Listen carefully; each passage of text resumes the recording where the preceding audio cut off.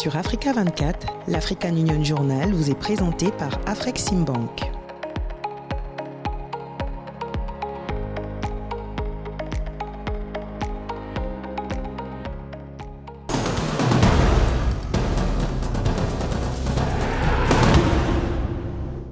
Bienvenue dans l'African Union Journal, votre programme hebdomadaire consacré à l'actualité de l'Union africaine.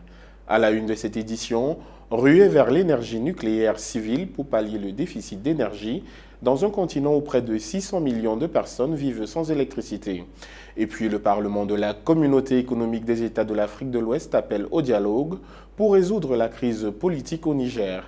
Enfin, en Afrique centrale, adoption d'un nouveau dispositif réglementaire relatif aux conditions d'exercice et de contrôle de l'activité de la finance islamique en vigueur dans l'espace CEMAC.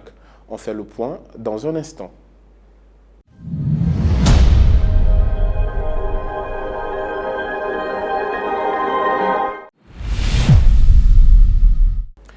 En Afrique, l'accès à l'électricité demeure crucial pour atteindre les objectifs de développement selon l'Union africaine. L'institution panafricaine estime que le recours au nucléaire comme source d'énergie propre, fiable et durable peut contribuer à améliorer le taux d'accès à l'électricité sur le continent. Grâce à une nouvelle génération de réacteurs, l'énergie nucléaire est désormais à la portée d'un plus grand nombre d'États africains. Une véritable aubaine pour combler le déficit énergétique du continent selon les experts. Le nucléaire, un vecteur de développement en Afrique, un sujet signé Mildred Yamou et Richard Ambassa. Sur les 1,4 milliard d'habitants d'Afrique, plus de 640 millions n'ont pas accès à l'électricité. Un chiffre qui pourrait dépasser les 657 millions d'ici 2030 si des efforts en matière de développement d'infrastructures énergétiques ne sont pas intensifiés, selon la Banque africaine de développement. Alors que la Commission africaine de l'énergie, agence spécialisée de l'Union africaine, estime que le recours au nucléaire demeure urgent pour combler le déficit énergétique du continent, des experts révèlent que la multiplication rapide des petits réacteurs modulaires pourrait transformer l'évolution de l'énergie nucléaire en Afrique. Nous devons investir davantage dans la construction de centrales électriques utilisant du gaz naturel dans les lignes de transmission entre nos États membres. Le défi que nous avons est d'établir un marché africain du pétrole et du gaz qui permet aux États membres d'échanger entre eux dans ce domaine pour combler le déficit d'accès à l'énergie. L'Afrique dispose d'un potentiel important en matière d'énergie nucléaire, énergie propre, pouvant réduire son déficit énergétique. Avec ses ressources minérales abondantes, le continent joue un rôle crucial dans le secteur mondial de l'uranium. Selon les données 2022 de l'Association nucléaire mondiale, 4 pays africains, à savoir la Namibie, le Niger, l'Afrique du Sud et le Malawi, se distinguent comme principaux producteurs d'uranium. Une véritable aubaine pour améliorer l'accès des populations à l'électricité, mais aussi pour relever le défi du changement climatique, selon des experts. Ce potentiel offre une opportunité unique à l'Afrique d'accélérer sa transition énergétique. Une approche de l'économie verte permettra aux pays africains de passer à une production d'énergie plus verte tout en répondant à leurs demandes énergétiques croissantes pour construire une industrie et des systèmes de transport solides et verts. L'Agence internationale de l'énergie atomique estime que l'électronucléaire a permis d'éviter plus de 70 gigatonnes d'émissions de carbone au cours des 5 dernières décennies et continue d'en éviter plus d'1 gigatonne par an.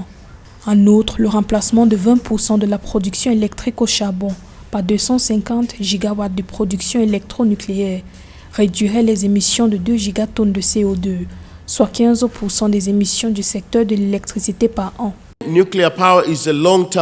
L'énergie nucléaire est un engagement à long terme qui exige un leadership national fort. Un certain nombre de pays africains se sont lancés dans la technologie nucléaire dans l'alimentation et l'agriculture, la santé et la nutrition, les applications industrielles et l'atténuation des effets du changement climatique. En Afrique, nous avons 10 réacteurs de recherche dans 8 pays et environ 8 pays du continent ont commencé à manifester leur intérêt pour ces réacteurs de recherche. Sur le continent, seule l'Afrique du Sud est aujourd'hui dotée d'une centrale nucléaire.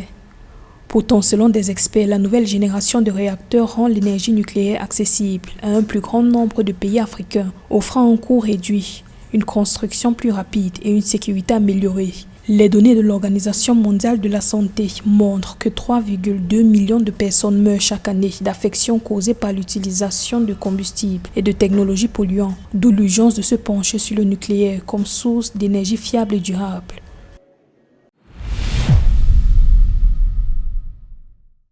Pour améliorer l'accès à l'énergie à tous sur le continent, de nombreux États africains nourrissent l'ambition d'opérer une transition énergétique axée sur le nucléaire.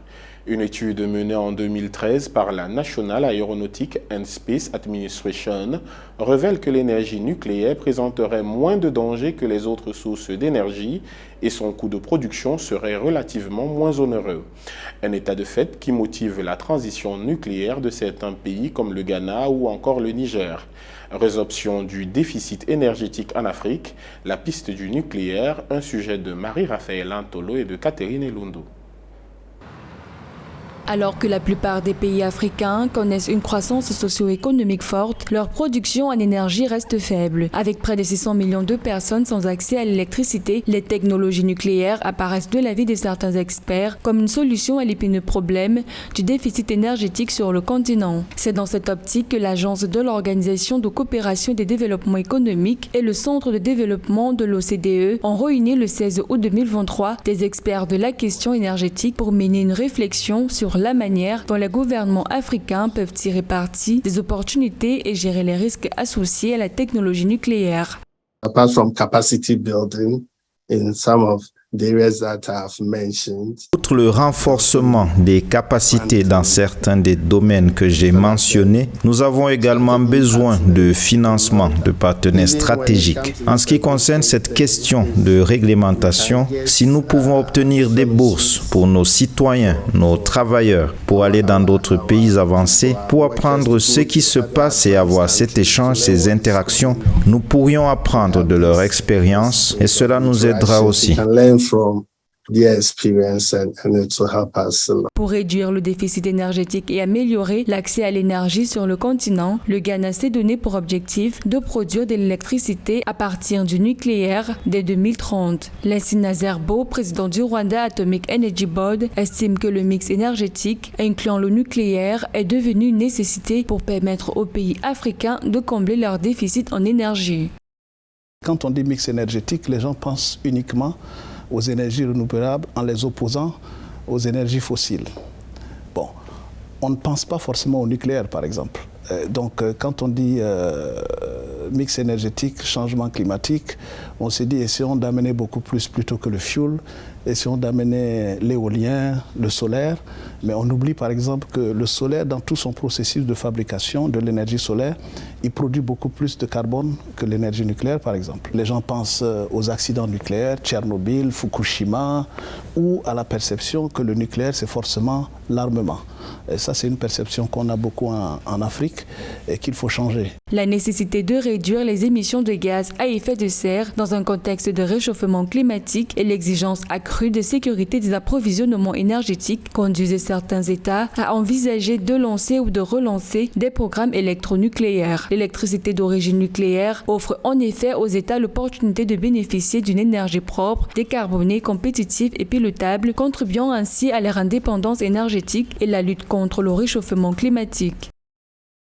We have a very huge potential of uranium and thorium in our country.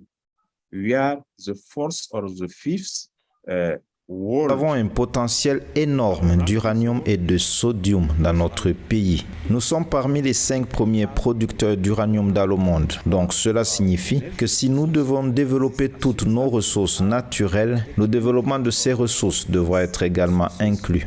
which is in our country too.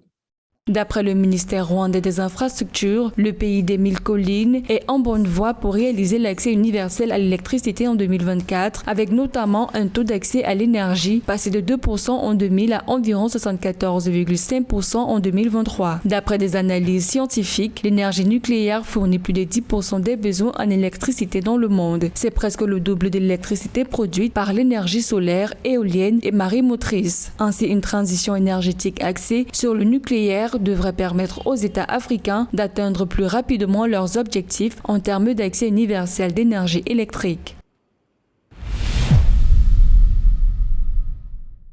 Focus sur la Commission africaine de l'énergie nucléaire. Créée en 2012, l'institution encourage les États africains à coopérer dans l'utilisation pacifique de la science et des technologies nucléaires. En 2019, 18 États africains ont exprimé leur volonté de passer à l'énergie nucléaire lors du sommet Russie-Afrique de Sochi. Ceci dans le but de se débarrasser des énergies fossiles d'ici 2030. Actuellement, l'énergie nucléaire, principalement produite en Afrique du Sud, représente environ 6% du mix énergétique du continent africain. La solution nucléaire civile pour améliorer l'accès à l'énergie, un sujet signé Nathalie Mo. Créée en 2012, la Commission africaine de l'énergie nucléaire AFCON engage ses États membres au traité de Pelindaba sur la réalisation de programmes régionaux et sous-régionaux de coopération dans l'utilisation pacifique de la science et des technologies nucléaires. En Afrique, l'AFCON assume également le rôle de secrétariat du traité de la zone exempte d'armes nucléaires en Afrique. Civil uses of nuclear energy are not well appreciated. Around the continent. Les utilisations civiles de l'énergie civile ne sont pas bien appréciées sur le continent. La difficulté à laquelle nous devons faire face est principalement liée à la sensibilisation de nos décideurs politiques, mais aussi de la population en général.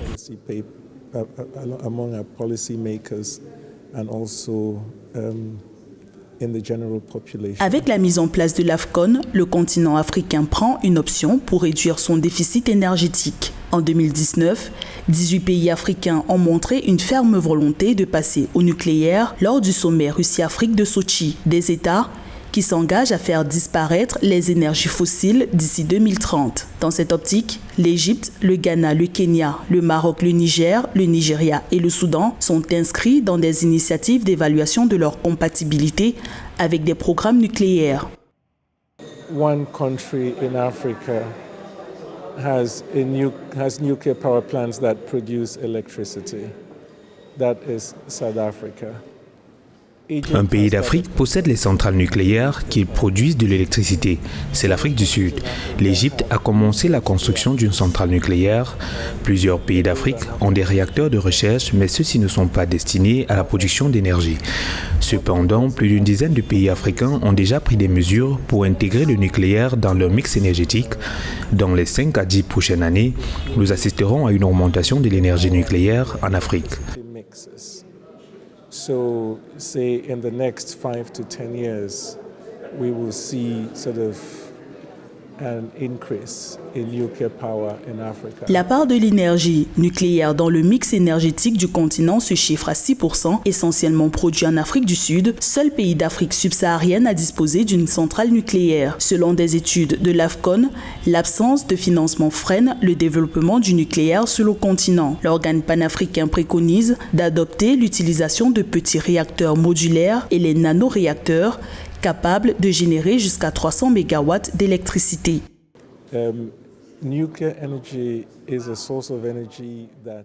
L'énergie nucléaire est une source d'énergie qui est bonne pour l'environnement. Elle est sans carbone, elle est fiable et la nouvelle génération de réacteurs nucléaires est sûre et n'a pas les mêmes problèmes de prolifération que nous avons avec les centrales nucléaires traditionnelles. Ils sont généralement abordables, donc je pense qu'il est temps pour les pays africains de combler le déficit énergétique en Afrique, où 80% des Africains sont sans électricité. L'AFCON estime que le développement du nucléaire en Afrique repose sur la diplomatie scientifique. Des experts révèlent que le déploiement d'un programme nucléaire réussi nécessite un siècle d'engagement politique et social. Toutefois, des pays africains se lancent. Le Kenya a lancé un projet de construction d'une centrale nucléaire opérationnelle d'ici 2027 d'une capacité de production de 1000 MW pour un coût total estimé à environ 6 milliards de dollars. L'actualité de l'Union africaine, c'est aussi l'appel du Parlement de la CEDEAO au dialogue pour résoudre la crise politique au Niger. Et puis, la communauté de développement d'Afrique australe a enregistré un taux de croissance de 4,8% en 2022. Enfin, en Afrique centrale, adoption d'un nouveau dispositif réglementaire relatif aux conditions d'exercice et de contrôle de l'activité de la finance islamique en vigueur dans l'espace CEMAC. L'ultimatum donné par la CEDEAO aux poutistes le 31 juillet 2023 n'a pas suffi à rétablir l'ordre constitutionnel au Niger à la suite du coup d'État perpétré le 26 juillet 2023 contre le président Bazoum. Le délai de 10 jours fixé par la CEDEAO pour une éventuelle intervention militaire a suscité les interventions de plusieurs nations appelant au dialogue. Réunis en session extraordinaire sur la situation politique au Niger, le samedi 12 août 2023, les députés de la CEDEAO n'ont pas réussi à s'entendre sur une position parlementaire claire malgré une majorité d'intervenants qui se sont prononcés en faveur du dialogue et contre toute intervention militaire dans le pays. Au sorti de cette session, les députés Boukari Sani du Niger et Salifou Issa du Bénin ont rapporté que dans l'ensemble, les partenaires ont prôné la poursuite du dialogue avec les nouvelles autorités de Niamey afin d'éviter le recours à l'usage de la force qui comporte beaucoup de risques pour le pays, mais aussi les pays voisins du Niger, membres de la CEDEAO. Lors de la réunion préparatoire du Conseil des ministres de la Communauté de développement de l'Afrique australe le 13 août, en vue du 43e sommet des chefs d'État et de gouvernement de la SADC qui s'est tenu le 13 août à Luanda, en Angola, le ministre angolais des Affaires étrangères et président du Conseil des ministres de l'organisation, Ted Antonio, a déclaré que la Communauté de développement de l'Afrique australe a enregistré une croissance économique de 4,8% en 2022, légèrement supérieure à celle de 4,7% enregistrée en 2021, malgré les défis auxquels la région est confrontée dans un contexte mondial défavorable. Cette hausse témoigne des avancées considérables menées par les États membres. La SADC est une organisation régionale qui a été fondée en 1980 et dont le siège est à Gaborone, au Botswana. Son objectif est de promouvoir le développement économique et la coopération en matière de politique et de sécurité. Le séminaire organisé par la Commission bancaire de l'Afrique centrale le jeudi 10 août 2023 avait pour objectif de parvenir à une compréhension partagée des principes et règles de la finance islamique ainsi qu'à une approche consensuelle des intérêts, opportunités et défis du développement de la finance islamique dans la communauté économique et monétaire de l'Afrique centrale. L'objectif du séminaire était de faire connaître le nouveau cadre réglementaire régissant les conditions d'exercice et de supervision des activités de la finance islamique dans la CEMAC. Le président de la COBAC, Abbas Mahamad Toli, a indiqué que les perspectives de stabilité monétaire extérieure sont plus favorables. Le taux de couverture extérieure de la monnaie se situant autour de 80% contre 73,1% l'année dernière. L'Afrique est devenue ces dernières années un marché de plus en plus important pour l'économie russe. Ainsi, la Russie a renforcé sa présence sur le continent avec un partenariat économique touchant plusieurs domaines, notamment l'énergie et les technologies. Russie-Afrique, le développement d'une coopération gagnant-gagnant, un élément signé Philomène Tine et Momar Gondoul. Sur fond de sanctions occidentales liées à son offensive en Ukraine, la Russie cherche actuellement de nouveaux partenaires, notamment en Afrique. À cet effet, la coopération entre le continent africain et la Russie est en passe d'être accentuée dans plusieurs domaines tels que l'énergie. La coopération, nous devons l'expandre dans le plan d'énergie. Maintenant, l'Afrique du Sud survit à la crise énergétique et maintenant nous pourrions prendre beaucoup d'expérience de la Russie et faire beaucoup de choses ensemble. Selon l'Agence internationale de l'énergie, la demande énergétique de l'Afrique pourrait augmenter 2 fois plus vite que partout ailleurs dans le monde d'ici 2040. Plus de 640 millions d'Africains n'ont pas accès à l'énergie. Cependant, l'accès à l'énergie est nécessaire pour libérer le potentiel économique et créer des emplois sur le continent. Nous avons un besoin crucial d'énergie. À ce titre, donc, c'est un point important pour moi parce que nous avons besoin, en tout cas, si possible, d'implanter une centrale nucléaire au Burkina pour produire l'électricité. s'il y a un privé russe qui peut s'implanter au Burkina, il pourra vendre bien l'énergie donc à toute la sous-région. Et nous souhaitons en tout cas pouvoir réorienter la majorité de nos importations à la Russie ici.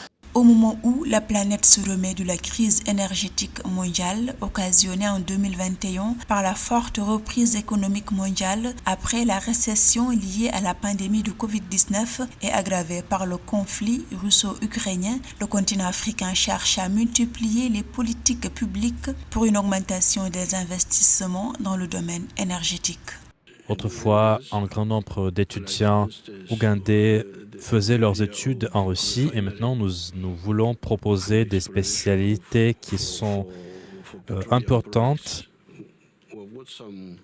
en particulier dans le domaine pétrolier et dans le domaine de recherche des ressources pétrolières parce qu'on voudrait exporter des produits pour des pays de l'Afrique de l'Est. Et les entreprises peuvent également prendre part à l'exploitation des ressources africaines. La coopération énergétique entre l'Afrique et la Russie revêt de grands enjeux. La Russie cherche aussi à exporter en Afrique son savoir-faire en matière d'infrastructures nucléaires, en plus de ses projets pétroliers pour le continent, où elle tente de réorienter ses exportations de gaz et de pétrole.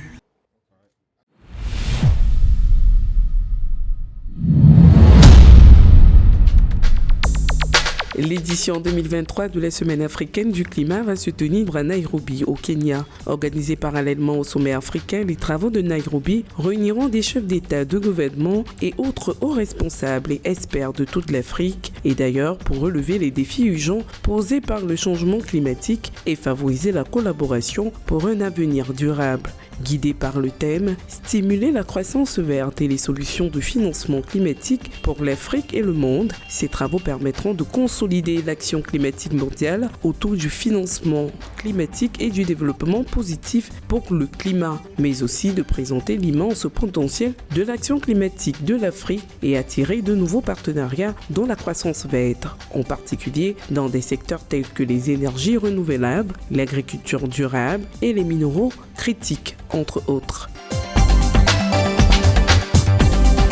Pour l'Afrique, depuis l'Afrique est le thème du Forum africain des entreprises et du droit de l'homme qui se tiendra du 6 au 7 septembre 2023 à Addis Abeba en Éthiopie. Le forum cette année se concentrera premièrement sur les liens entre la mise en œuvre des principes directeurs des Nations Unies relatifs aux entreprises et aux droits de l'homme et l'opérationnalité de l'accord de libre-échange continental africain. Il se penchera également sur les expériences et les défis africains liés aux entreprises et aux droits de l'homme et permettra par ailleurs de proposer des solutions innovantes adaptées au contexte unique du continent, ceci en mettant en avant les voies et les perspectives africaines.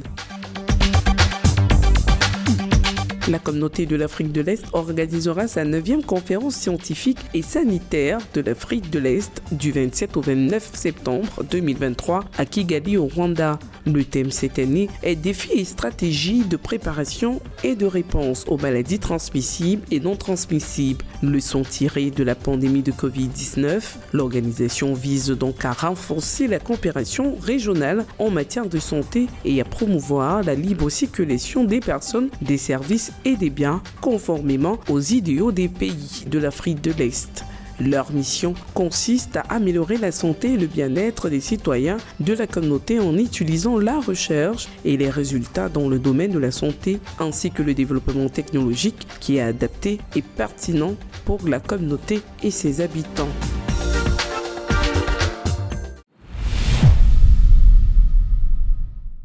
Place à présent au portrait de cette édition, c'est l'une des voies de premier plan dans le secteur de l'investissement des infrastructures en Afrique. Alain Bobissé, directeur général d'Africa 50, s'est hissé à l'avant-garde du développement infrastructurel du continent africain. Figure de proue du financement climatique à l'international, l'économiste camerounais poursuit l'ambition de l'institution financière initiée par la Banque africaine de développement d'étendre sa portée sur tout le continent.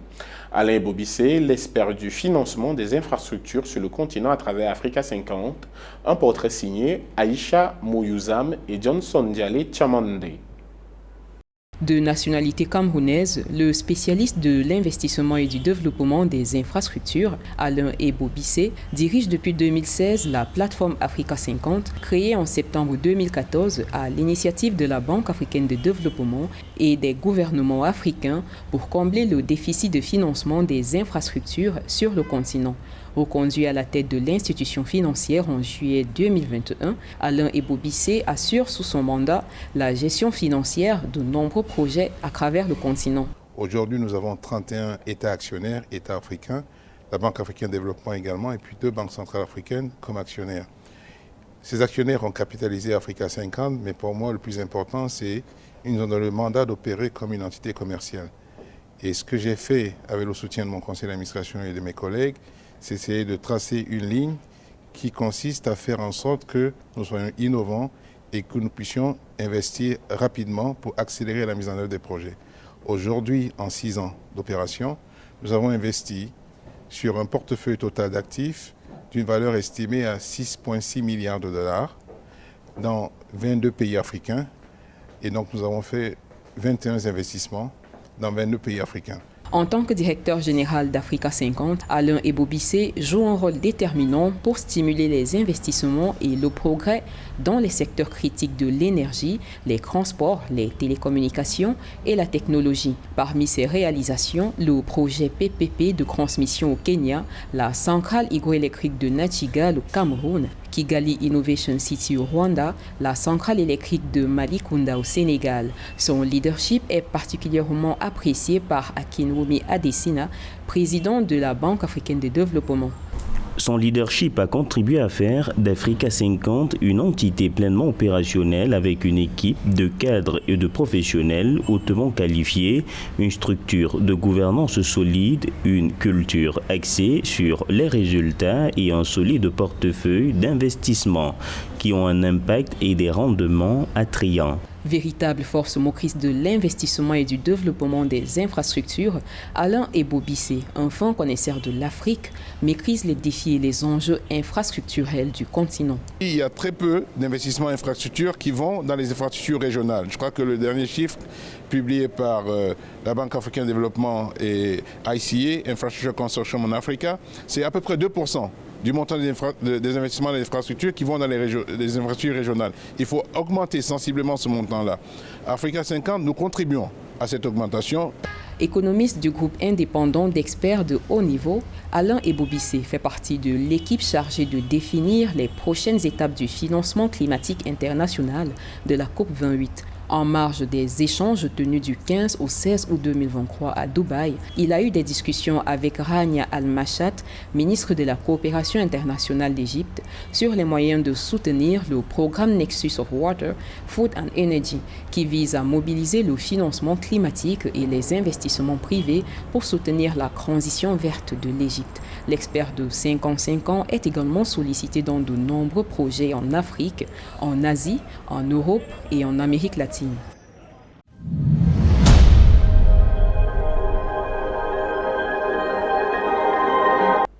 Merci d'avoir suivi cette édition de l'African Union Journal. Retrouvez dans un instant une nouvelle édition de l'information sur Africa 24.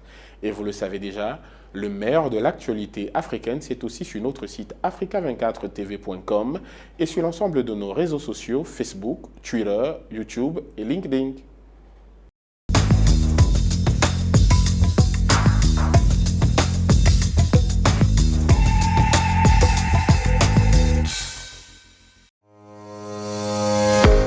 Sur Africa 24, l'African Union Journal vous est présenté par Afreximbank.